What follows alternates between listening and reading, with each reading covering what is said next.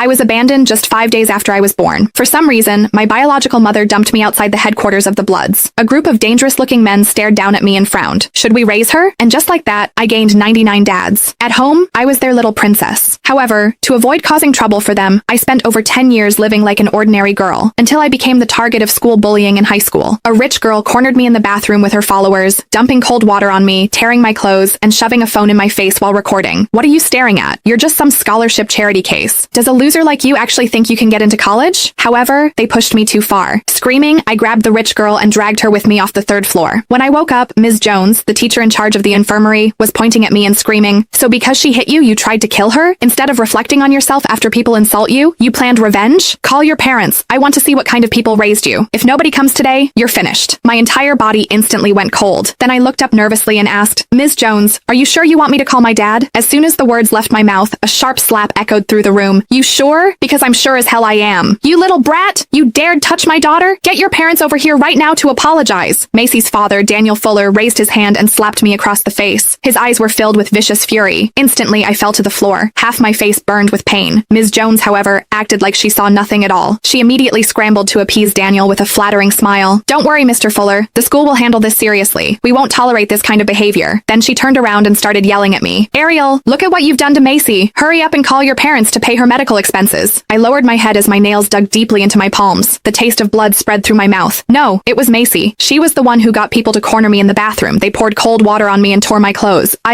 However, before I could finish speaking, Macy weakly started crying on the hospital bed. "Dad, she's lying. I was just passing by when Ariel suddenly went crazy and pushed me down the stairs. She's just jealous that our family is rich. She's hated me for a long time because she's poor. That's clearly—" I immediately tried to argue. Ms. Jones didn't give me any chance to speak, though. "Be quiet, Ariel. The facts are already clear. You deliberately injured another student." She dragged me straight out of the medical room. Then she roughly pulled out my phone and smacked it against my face. "I don't want to hear your excuses. Call your parents right now. Tell them to get over here and pay." At once, all kinds of teachers and students in the hallway turned to look at me, their eyes filled with curiosity and gloating. However, as I held the cold phone and looked at the crowded contact list, I still didn't dare make the call. After all, I had 99 dads. Dad number 1 was a mob boss. Dad number 3 smuggled weapons. Dad number 15 ran illegal loan operations. And dad number 78 owned underground casinos. Even though they always loved giving me black cards, patting my head and saying, "Ariel, behave. But if something happens, you call us immediately. Whoever dares touch even one finger of yours, I'll make their whole family disappear from this earth." That's right. Whoever dares make you suffer, I'll chop them apart myself. However, every single one of them was South City's most wanted criminal. A shiver instantly ran through my whole body. I recalled how they were always leaving early and coming home late, their bodies covered in bloody knife scars, shouting about running into cops again today. Thinking of how the news constantly showed criminals being arrested and thrown into prison,